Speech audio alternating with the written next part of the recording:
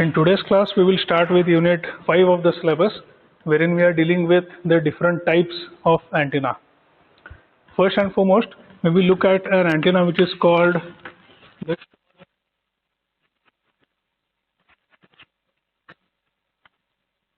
dipole.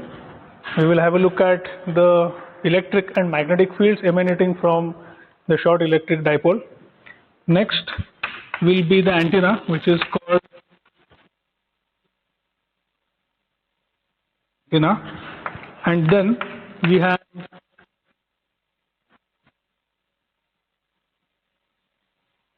the loop antenna. Now, to look at the short electric dipole, any linear conductor which follows certain criteria for the dimensions will be called a short electric dipole. Then the helical antenna, as the name itself suggests, it will be an antenna of helical shaped transmission element. And finally, the loop antenna, it will be a square loop or even a circular loop which can be considered for the antenna. So first, the short electric dipole.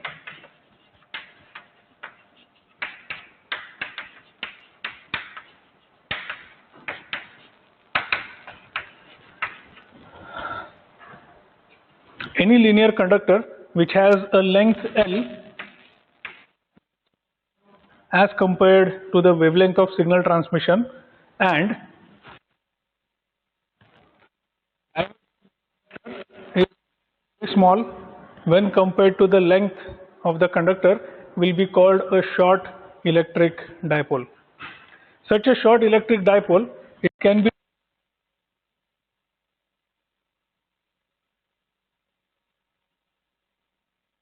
represented by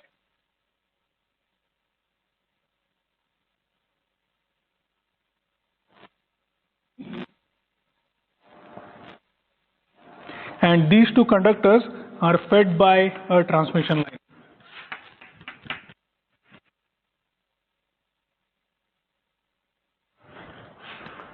A pair of conductors having a diameter d and these are fed by a transmission line can be considered as a short electric dipole. Now again, as going back to the first condition, dipole, it has to and as compared to the wavelength of signal transmission, and again repeating the same thing, the diameter d of that conductor will be very small when compared to the length. Now these dipoles are fixed with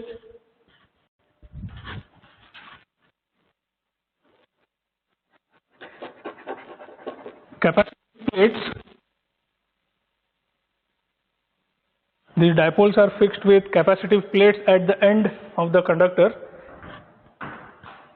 These capacitive plates ensure that the current through the conductor is uniform. They provide capacitive loading by means of which a uniform current I flows over the length of the conductor, that is the length of the dipole. Another important assumption is that the transmission is radiative, which means that it is only the dipole which will be radiating out electric and magnetic fields, whereas no radiation emanating from the transmission line itself. This can be visualized as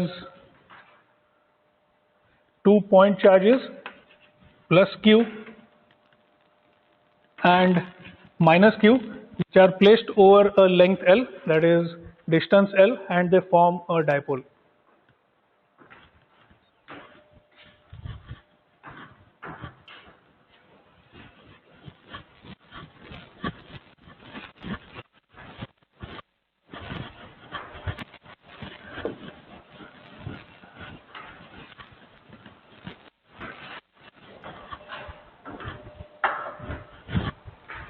So the important part to find out here is we have to determine the components of electric and magnetic fields emanating from this short electric dipole. For that, we have to place the short electric dipole at the center of the Cartesian coordinate system. The Cartesian coordinate system having the axis x, y and z. The short dipole, again which is a linear conductor of length L, will be placed at the center of this coordinate system.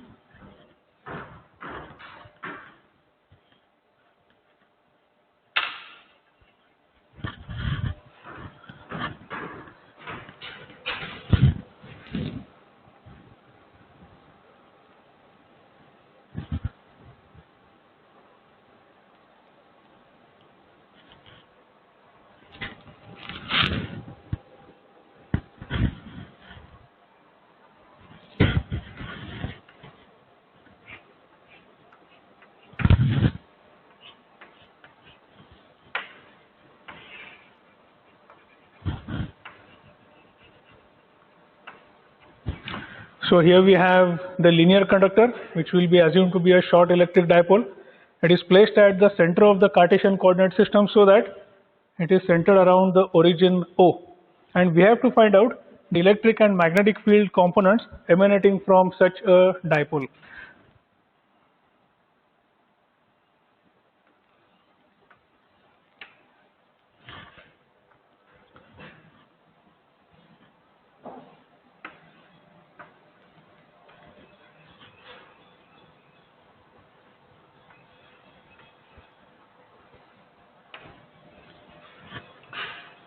To evaluate the E and H fields, we assume that the dipole is surrounded by a large sphere, an imaginary sphere of radius r, and there is a point A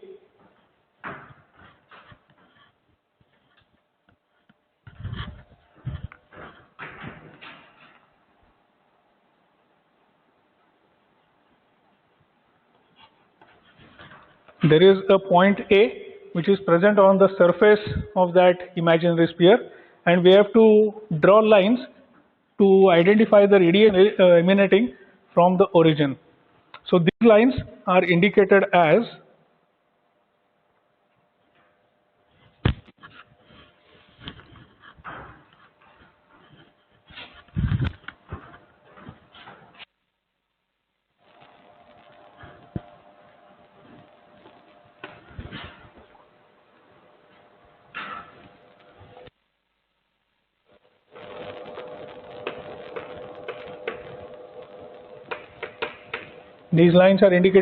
ER, the electric field component along the radius,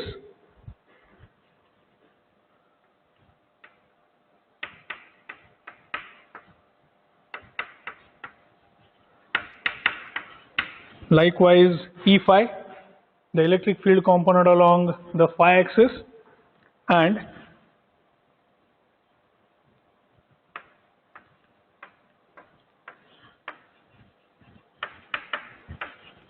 E theta, the electric field component along the theta axis.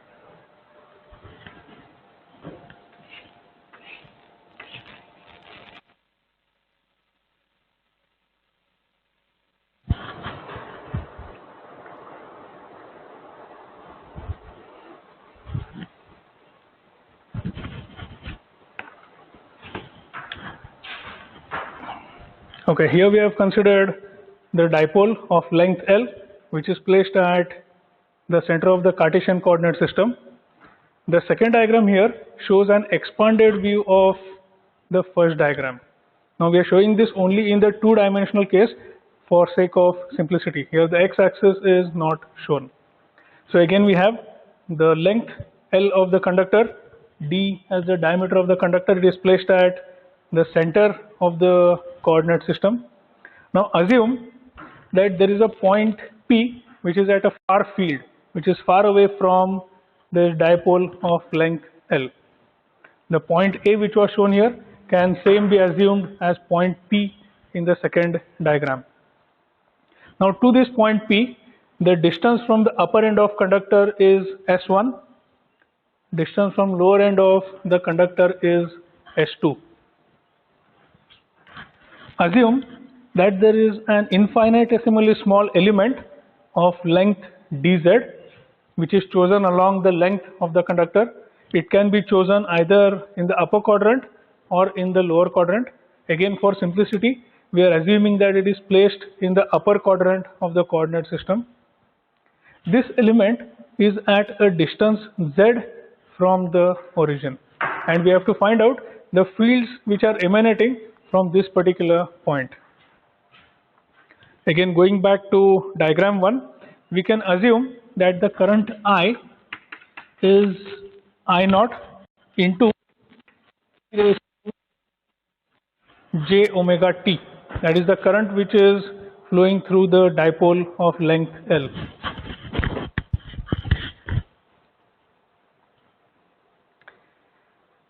Here, the current I can also be written as I naught into e raised to j omega t R divided by C, where the current indicated in square bracket is known as the retarded current. This retarded current indicates the field, the effect of the electric or magnetic fields at the point A due to the current I which is flowing in the conductor.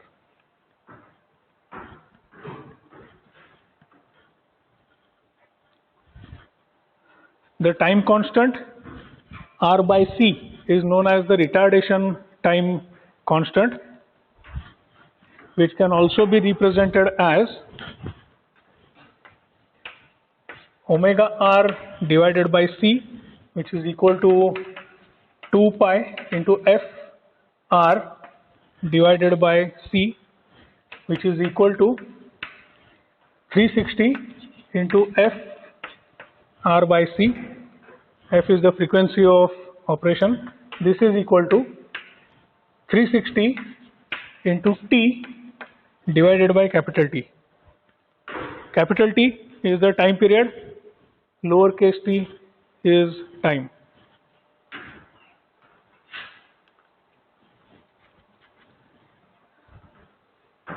I'll mark this as equation 1 and equation 2.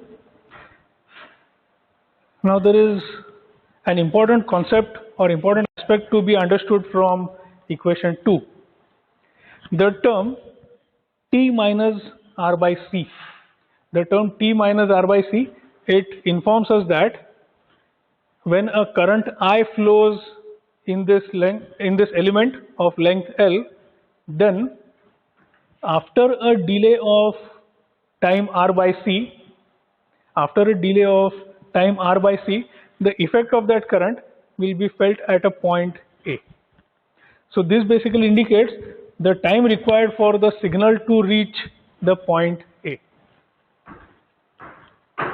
Same principle can be applied over the second diagram also, which is nothing but an expansion or a magnified view of diagram 1.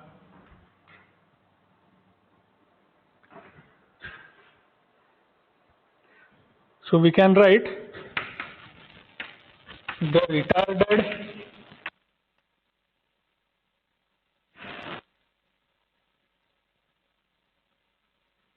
vector potential at the point P as AZ equal to mu naught by 4 pi minus L by 2 to plus L by 2 current I divided by S into dz.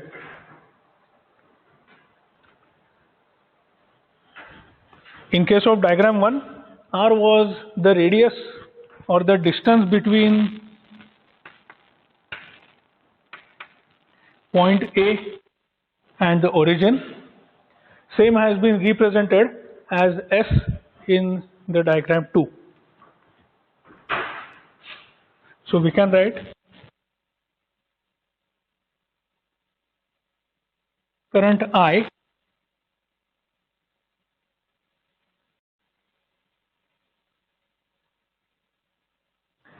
S by C. We can mark these as equation 3.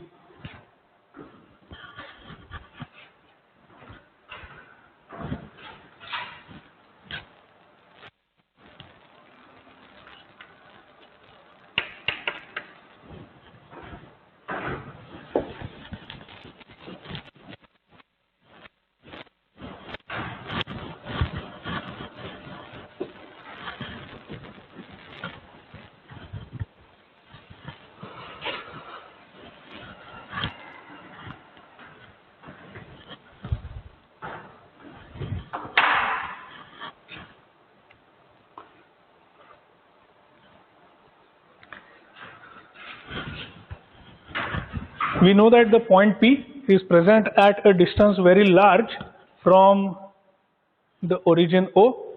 So likewise, the distance S is also going to be large as compared to the wavelength of the signal. So again, taking into consideration the conditions for the far field of an antenna, the distance R is very, very large and the wavelength lambda is also very large as compared to the length of the antenna. So this is nothing but the far field condition for an antenna. Then the solution of equation 3 can be written as AZ equals mu naught into L into I naught. Sorry. The solution can be written as AZ is mu naught into L into I naught e raised to j omega t minus r by c divided by 4 by r. This is equation 4. This is the retarded scalar potential due to a current I which is in the element of length L.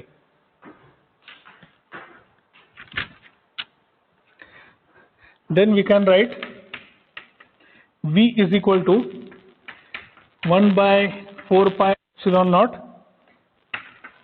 integral over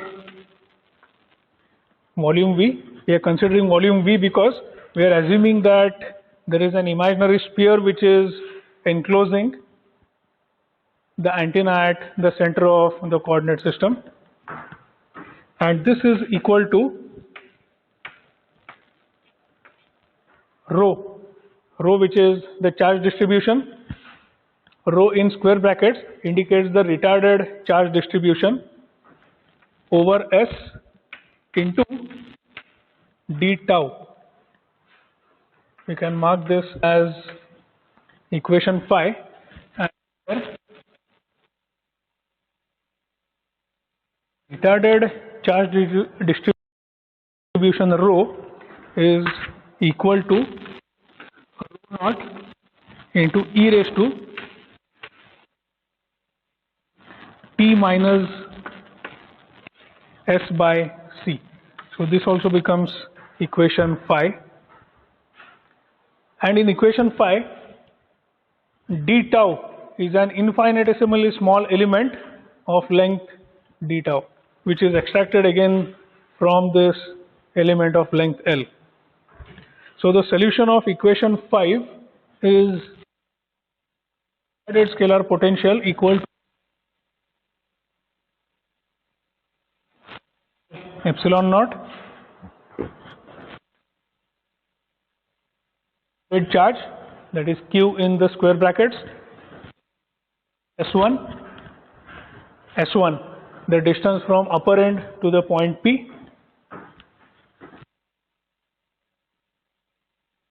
retard s2,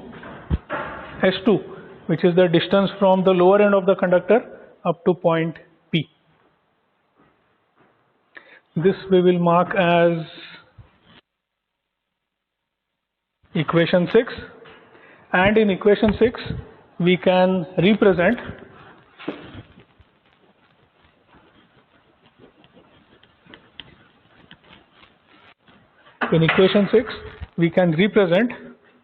the charge, the retarded charge q, as integral of I dt, I in square bracket, which is the retarded current. So this can be written as I naught integral e raised to minus j omega t minus s by c dt, which is nothing but I divided by j omega. So substitute equation 7 in equation 6 and we get the final equation for scalar vector potential V as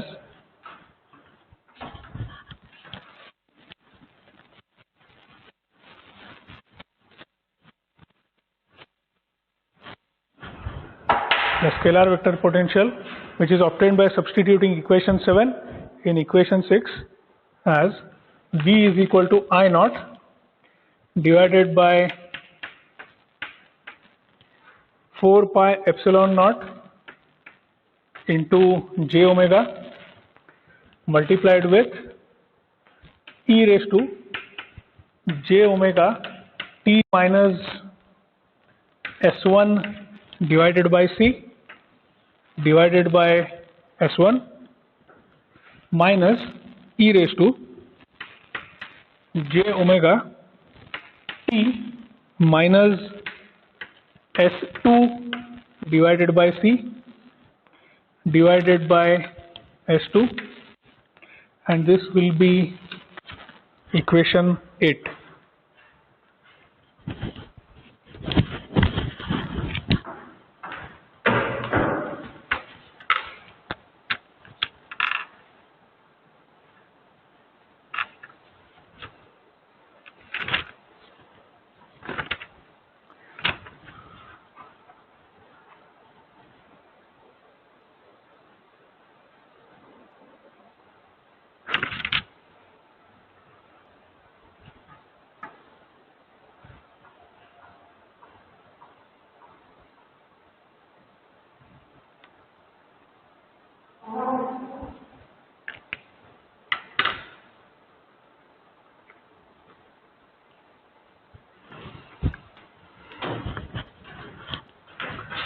So equation 9, it gave us the scalar vector potential at a point P, which is at a distance s from an infinitesimal element dz chosen from this conductor of length L. Now this element dz, it was at a distance s. The same has to be extended to find out the values of s1, which is the upper end of the conductor, and for the distance s2, which is the lower end of the conductor.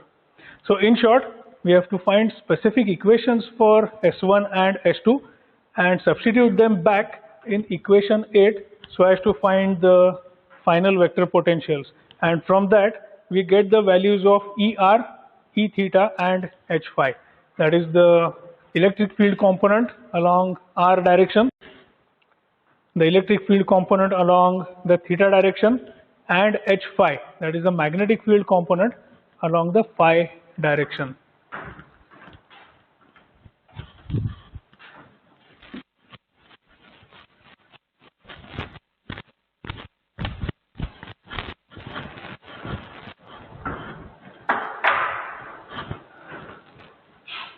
So to find the specific values for S1 and S2, we draw again an expanded view of diagram 2.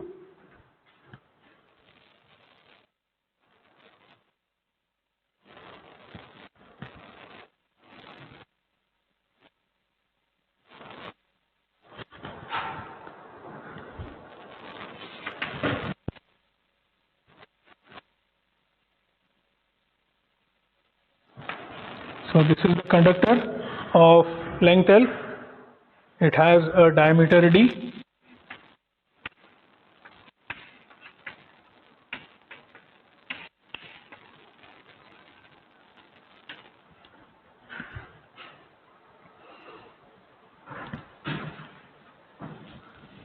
There is an imaginary which is present at a large distance from this conductor, and we are drawing projections at an angle to this point P.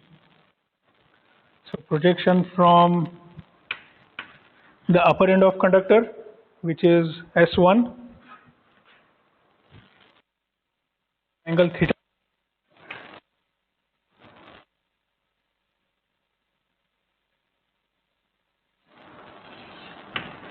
Similarly, which is at a distance r, and it is taken from the center of this conductor, and the third projection, which is at a distance S2 for the bottom end of this conductor. Now this angle here, or rather the length, dependent upon this angle theta.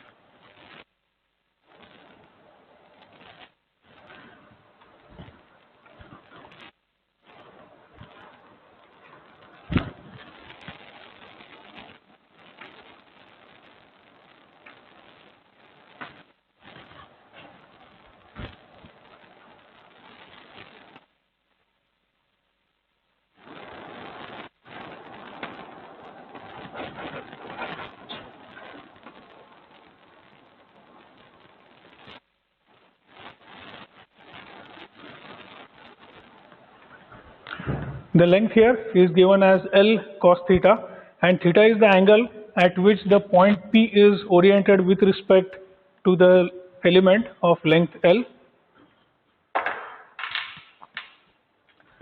So using simple geometry, we can find out that S1 is R minus L by 2 cos theta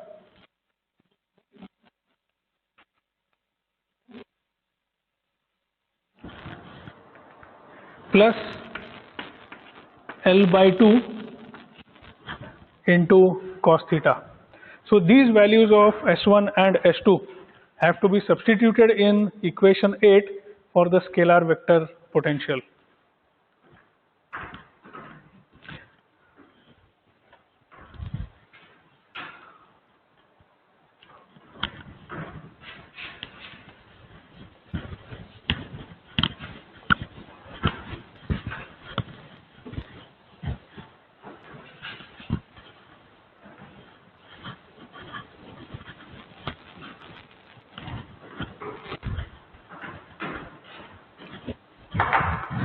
Substituting the values of S1 and S2 in equation 8 and then evaluating the fields, that is ER, E theta and H phi, we get the values as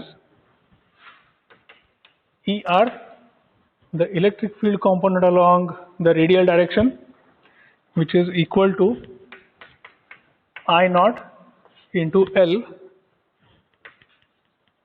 cos theta into e raised to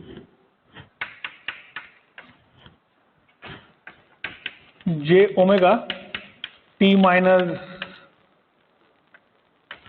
r by c, all of this divided by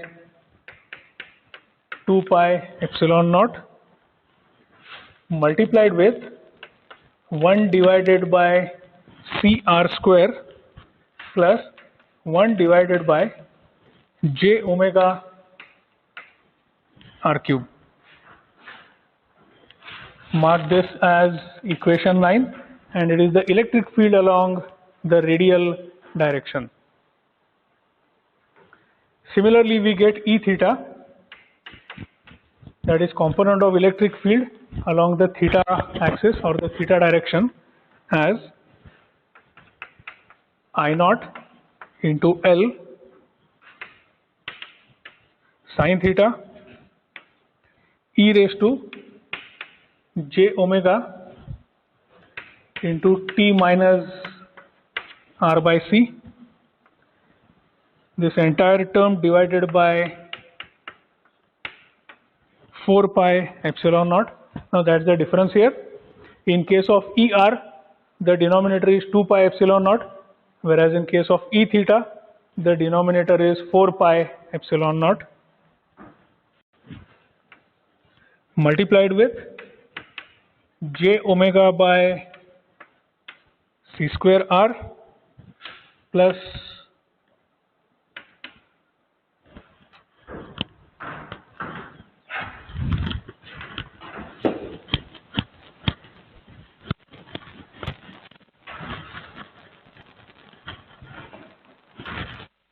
c square r plus 1 by c r square plus 1 divided by j omega r cube.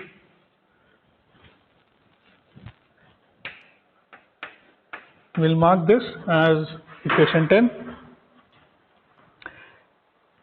And the H field component, the magnetic field component along the phi direction or the phi axis, is H subscript phi, which is equal to I naught into L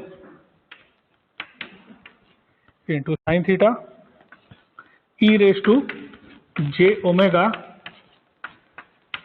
t minus r by c, entire term divided by 4 pi.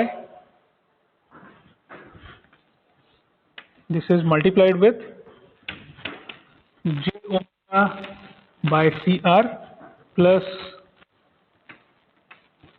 1 by r square. Mark this as equation 11. So these are the three components of the field which are emanating or which are available at point P due to a current I in the element of length L. These are the fields of the short dipole.